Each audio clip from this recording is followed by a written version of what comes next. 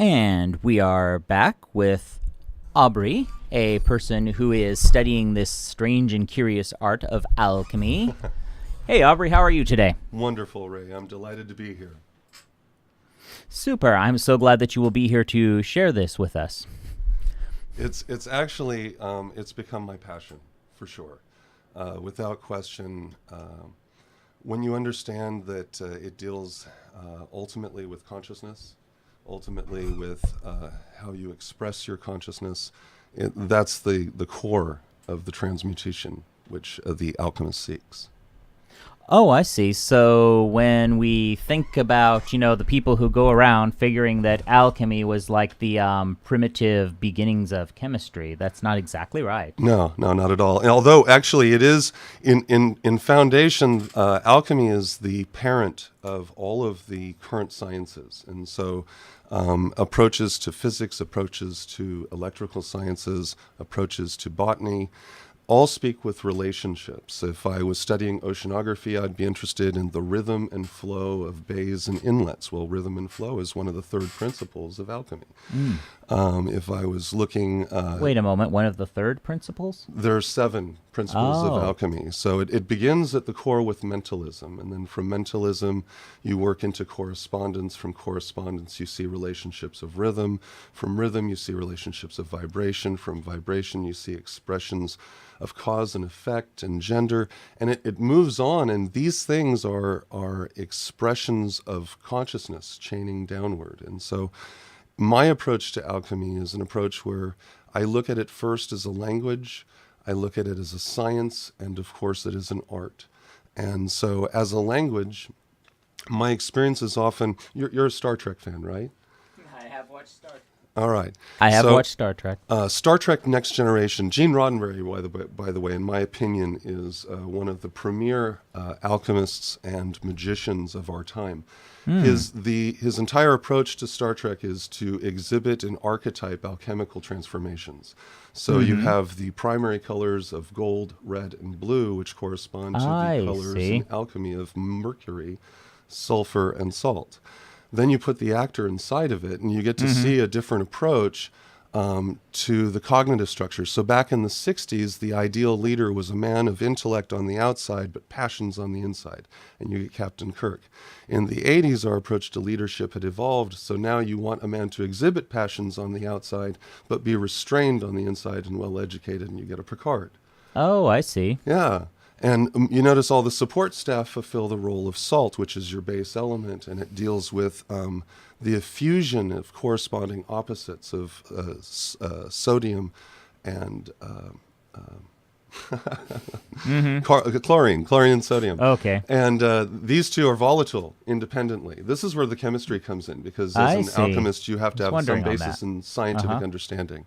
Mine is rather broad, and so my interests include plasma physics and chemistry and biology and botany. And these all then relate to giving you a building foundation and understanding of what the universe is about, which then teaches you what you are about, because you're here.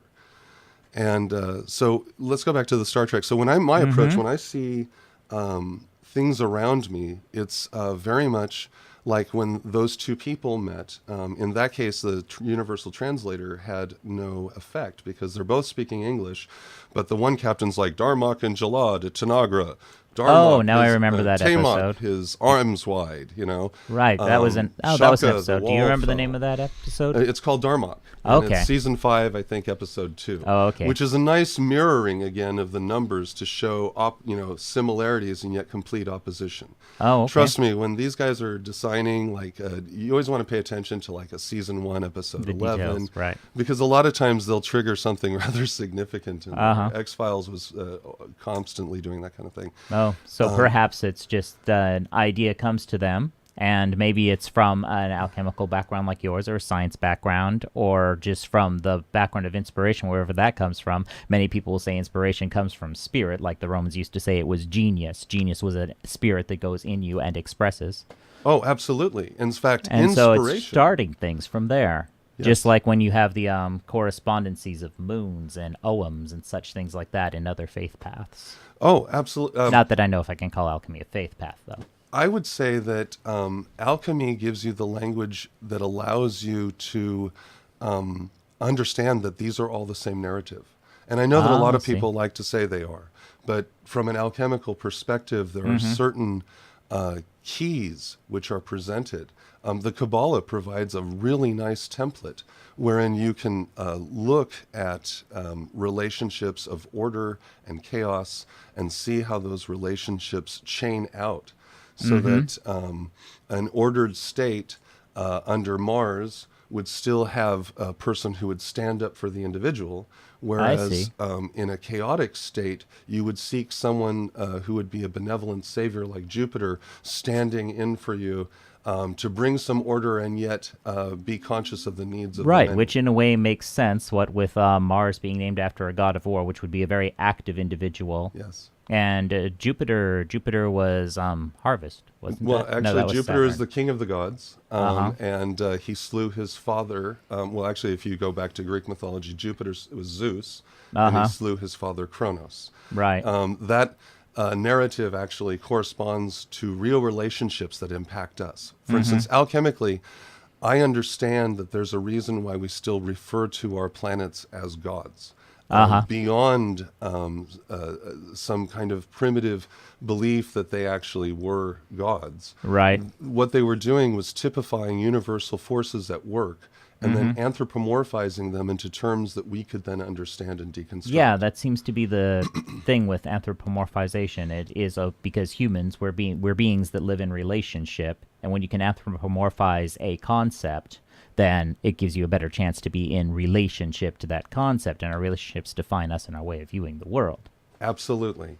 In fact, it's an understanding of those relationships which exhibit the second principle of alchemy, which is correspondence.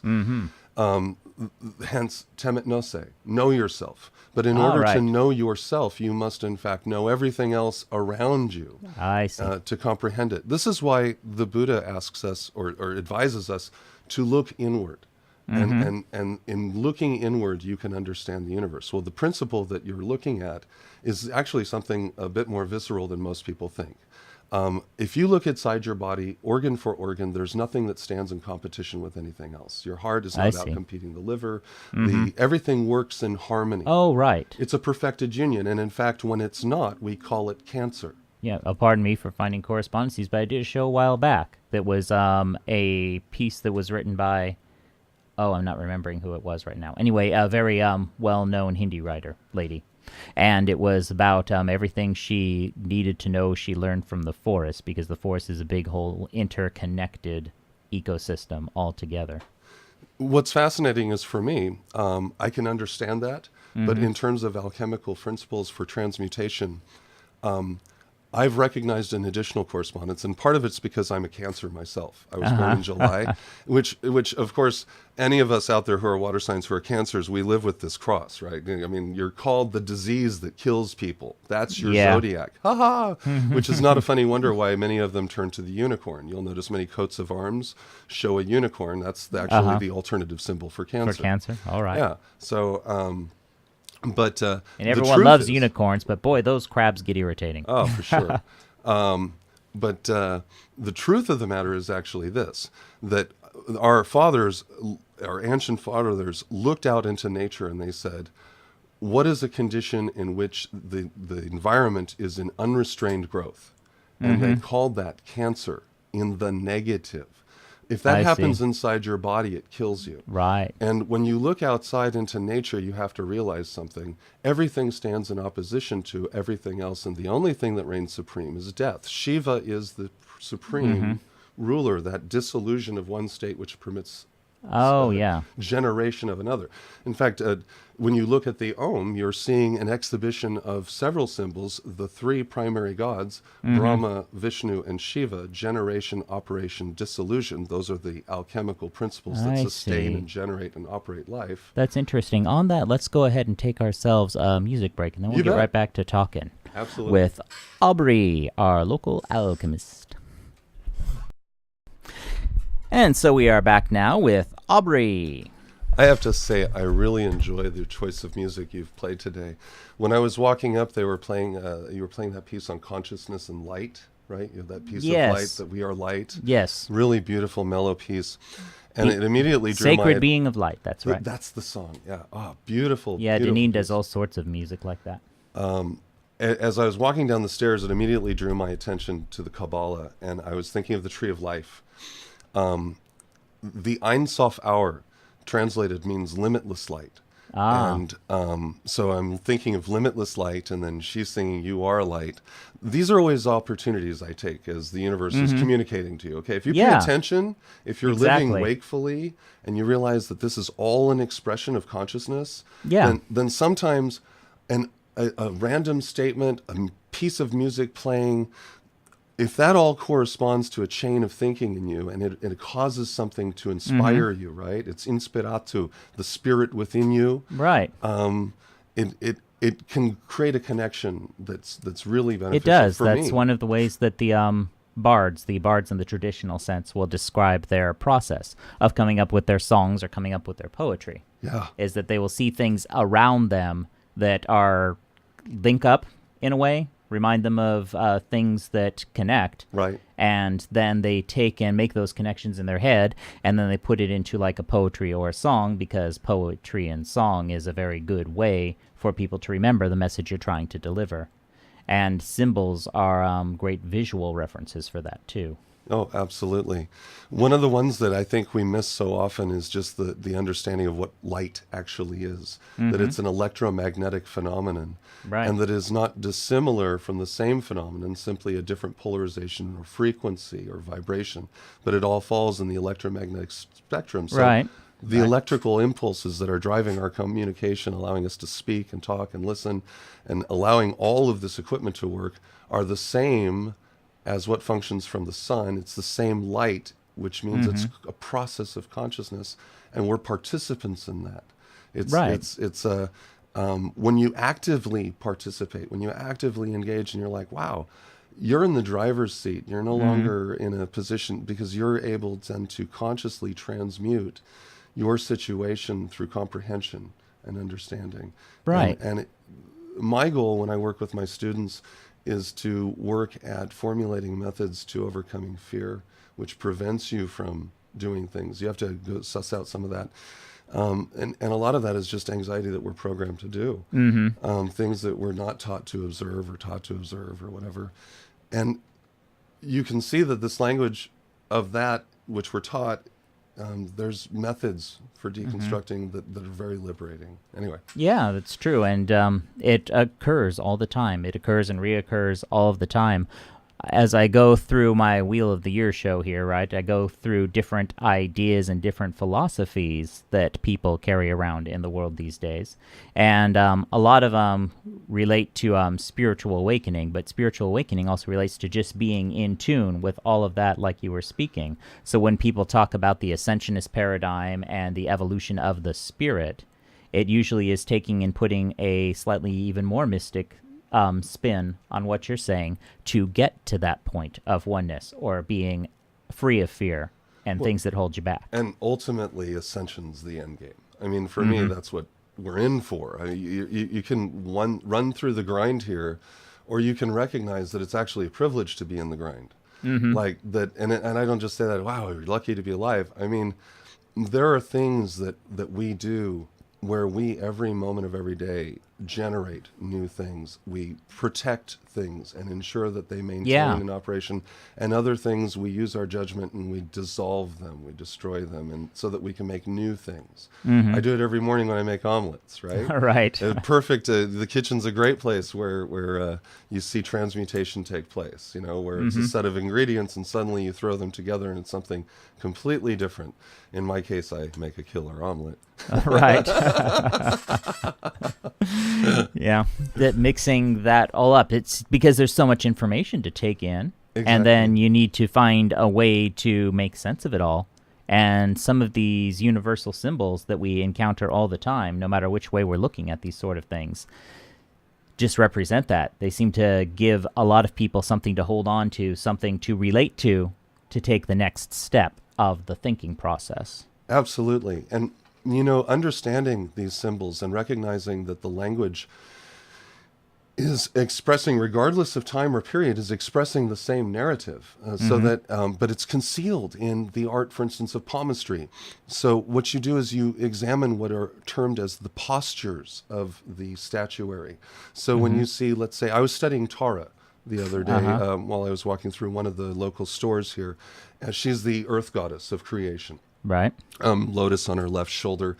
Her left hand is raised and she's holding her ring finger, right? In palmistry, this is the finger of Apollo, which immediately tells you that she's contacting power through will and knowledge, her see. thumb, and uniting that effort So to definitely the sun. some definite Okay? thought put into how her Oh, yeah. Her right positioning hand was is and all holding a that. little egg, right? Like the aphid egg. And she's pinching that between her index finger and her thumb. The thumb, again, is will and knowledge. And the finger here is Jupiter, but it's also under the presidency of Capricorn, which puts it back under Saturn. She's telling you that I'm taking a chaotic state and I'm ordering it and making the Right. earth. And then the rest of her posture is there. But unless you understood palmistry, you wouldn't actually appreciate that each finger position is a relative position to the zodiac, which is, of course, the Wheel of Wonder is the zodiac, is that 12-spoked wheel that we enjoy as we go from Imbolc and we work our way through to from solstice to solstice. Certainly. All of the different seasons and all of the different energies that go along with that. And as you know, we've got a great medium like this of this community radio, and it reaches out to the rest of the world. Well, it's an opportunity to talk about all of these different ideas in the world and get people maybe thinking in a fashion that you hope makes them have more compassion and understanding for other people, and maybe even helps keep this earth healthier longer. Oh, absolutely, absolutely. That's one of the core things that you seek to do as an alchemist is to recognize the actuality of the divinity of the person in front of you, so that when someone is acting in such a way where they're exhibiting a high degree of anger, let's say, you have within your power to transmute that situation entirely. You make a choice. People don't lose their temper. They actually engage their temper. They've not lost anything. Oh, that is a very good way to put it. Because you're still in the driver's seat. So you've made a choice already, and you've chosen the outcome. If you're angry at me and I'm going to respond and mirror you and be angry back. Now the result is that I've caused an accumulation of that negative energy as opposed to diffusing it. And diffusion comes through questioning your environment and saying, what's going on? Or say maybe if that anger takes you into a conflict and you go all the way through that conflict. I've been looking at this book recently that's been really great. It's called The Way of Conflict. And it breaks conflict handling styles down into the 4 natural elements, right? Air, earth, fire, water, that people have used for millennia. Yes. It breaks it down into these different styles for different approaches to it. But one of the main points that the lady who writes the book brings up that I appreciated was that going through that conflict is you go through the conflict, and what ends up happening at the end of it is you find something that works for both people. If you look at it as a win-win, not I'm going to beat you. You find something that works for both of those people, and all of that compiled anger that was making unpleasant mirrors and unpleasant negativity gets fused into a sort of peace and calm because you resolved the thing. But you have to be willing to go through the conflict without with the win-win outcome in mind in order to get to that state, which is something we Northwest people need to know, because Northwest people tend to be a bit averse to conflict. Yeah, my approach is I recognize that conflict involves principles of what you see in a blacksmith, right? So you've got a hammer, you've got fire, and you have tools. Right. You can use that. Sometimes the peace that results afterwards is that both the partnership is dissolved and you get a divorce or something. Or the peace resolves from a kind of understanding. It's a crucible, really. And depending on how you both go through it, you can achieve a higher degree of consciousness through the resolution of a conflict, for certain.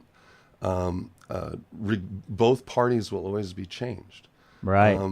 I suppose it really lays in residence of the person involved how you choose to initiate your change. Right. A little bit of forethought upon entering into the conflict, a little bit of forethought as you're engaged in your conflict. You know, I think that people are often surprised at the outcome of a conflict when they've engaged in it because they simply didn't consider the outcome. Right. You approach it scientifically. You can. Preparation and discipline make you the master of your destiny, right? That's the day after tomorrow or something, right? Bill Paxton is repeating that message over and over and over again. And that really is the truth, you know? So I believe that conflict is definitely something that is achievable with positive outcome. Yeah. But it requires that both parties and it is a disengage their transformation. ego. And it is a transformation also because you have to take and get a difference of perspective in order to resolve things. Yes, and that's exactly it. If we're all blind men holding the elephant and you're saying it's a tree trunk and I'm saying it's a rope and the other guy over there's like, you guys are out of your mind, it's a giant serpent, you know, we're all right and we're all absolutely wrong. It's an elephant and it's because we lack perspective. Right. Usually I think that most conflict is generated as a result of lack of perspective. It's ignorance that leads us into that. And often, that makes sense. Hopefully it's enlightenment that leads it out. You know, yeah. leads you out. So as we get ready to finish up here, I am wondering, so on alchemy, right? Yes. On alchemy, so how do you find it is helpful and applicable to people's lives these days? Because when we think of alchemy, we think of old tomes and homunculi and a bunch of beakers and bottles. And a bunch of old thoughts that got replaced by chemistry and microbiology. But how do you find alchemy to be useful for us in this world at this time? Okay. Well, first off, it supplies you with the language to understand what's going on with our governments, with the entertainment industry. They're all speaking in Kabbalistic terms or astrological terms, so that when we engage in a war, when we start an invasion, when a politician makes certain statements, if you check astrologically, they're choosing significant numerological or astrological dates that correspond to that. You can therefore predict what's going to happen. You know, politically, I've had a long-standing since 2008 prediction as to the outcome of the 2016 election. Oh, I see. I'm not going to go into that here, but definitely it's something that you can look at from a larger scope, because these people, I am absolutely convinced, all of them, everyone that's running everything is approaching it from a principle of alchemy and consciousness. Oh, I see. This is why when you look at corporate logos, they all tend to be an exhibition of the same thing, which is a cube. It's a hexagon presented in 2 dimensions.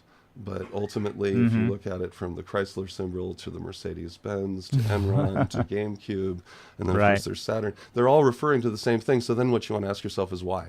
And it's not because they believe in something oogity-boogity. It's because there's an actual material principle that they're drawing upon. And by putting that logo on your car, they are securing a level of consciousness, which you then embed every time you turn that engine. Right, yeah. It's all about where your head is at. Especially with whatever it, like the status of having the Mercedes thing as opposed to the VW thing. Even more than that, it's actually the symbol, just the little symbol. They all relate to the same narrative because they're all kind of part of the same club. And so if you want to get on that, because the reason that we have been taught essentially everything incorrectly or in reverse of the actuality. For instance, daytime. Right. When does day begin for us? When do we characterize the start of day? Yeah, usually it's with when the sun comes up. Right, dawn. Right. Yeah. Morning. Right. And it ends at sunset. Yeah. Okay. Why do we call it morning? Well, first, and it ends at evening. Well, scripturally, daytime begins in the evening and ends in the morning. Right. So you have to ask yourself, what paradigm is being exhibited here? The paradigm is that when this star is out, it conceals the truth of our relative existence, which is that when it goes down, when its power is evened, and then we have nighttime, we see the truth, which is that we're part of a cosmos, there are other planets out there, there's stars and systems, and that those are participants in our lives as well. And so there's an illusion cast when morning comes. So we mourn. What else do we mourn? At a funeral, when something dies. Right. We go into mourning. Well, we mourn in the morning, connections. in dawn. That's the language connection that you draw. These things are consciousness connections, and they drive our perceptions. And in part, this comes from learning the symbiology that goes with the alchemy. Exactly. And then a really rigorous analysis and comparative analysis between cultures and between histories. And then you recognize that the same narrative is actually being talked about over a period of 10,000 years. Oh, and all of this. And it doesn't matter if you're going into Egyptology and you're looking at the pantheon of gods there, or you're going into Hinduism, which is the oldest living religion now, and you look at the pantheon of gods there, or you look at their evolution into Buddhism and into Judaism and Christianity, Islam. All of them are relative to the same narrative, which is our core story. Have you ever wondered why we don't have any more new archetypes? There are no more new gods. There are no more new archetypal beings being presented. Instead, we go back to the classics, because that classical story is relating a cosmological play that we participated in, and that is impacting us from day to day now. So by understanding that, in everyday life, you understand the principles of why your consciousness is not at harmony with the systems of your body. Why is it that my mind is erratic, but the organs in my body seem to be functioning in pure harmony? That's what you need to be asking. Why is my material self so in conflict with my spiritual self? We see this across the board now with all this evolution in cultural consciousness. So those are the principles that we see in alchemy, and that's what I strive for when I teach my students. I see. Okay, well, Aubrey Forest, local alchemist, that was really interesting and really eye-opening. Thank you so much. I was delighted to be here. So how can people figure out more about what you do and more of how you're living in this symbolic world? You bet. I have a YouTube channel that I have available. It's called the Modern Alchemist channel on YouTube, and I'm producing material regularly there, as well as on WordPress. I produce articles for that. You can catch up with me on Facebook, Aubrey Forest, LinkedIn, Aubrey Forest on LinkedIn, Twitter. Okay. The Modern Alchemy 76 could pretty much search Aubrey Forest and probably find pretty much you'll find a whole bunch of work I put out on the web. Yeah, I've see. been working at this for a while. However, with regard to alchemy, this is my narrowed focus now. Oh, I see. Well, thank you so much, Aubrey, for being here on Wheel of Wonder today. My pleasure. Thank you, Ray.